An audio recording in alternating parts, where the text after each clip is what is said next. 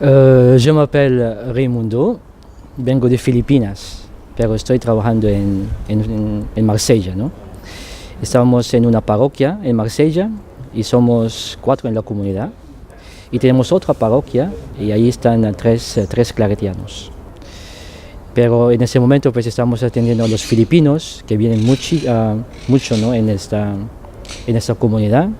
Y luego nosotros en las 2 parroquias que tenemos, en un barrio marginado, en un barrio pobre de Marsella, pues estamos atendiendo también en lo que es el trabajo parroquial. Y tenemos también un trabajo muy particular a los más pobres.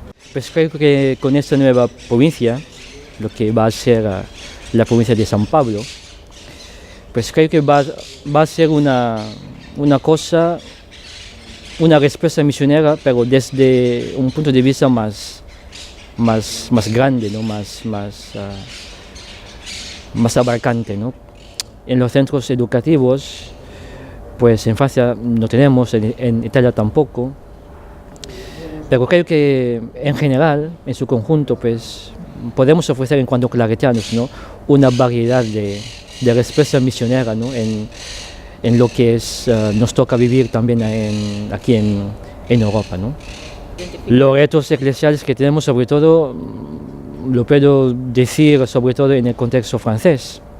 Es una sociedad muy secularizada.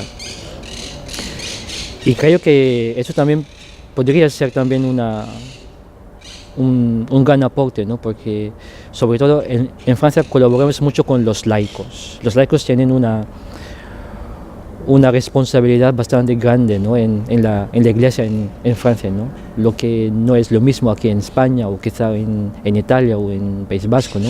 Pero en Francia sí que los laicos intentamos darles más responsabilidad y dar una implicación más, ¿no? Entonces los laicos colaboran mucho con nosotros los claretianos, sobre todo en Francia, ¿no? Y creo que es una pista, una cosa que podríamos ofrecer también, ¿no? como nueva provincia, ¿no? En Europa, ¿no? con la colaboración con los laicos.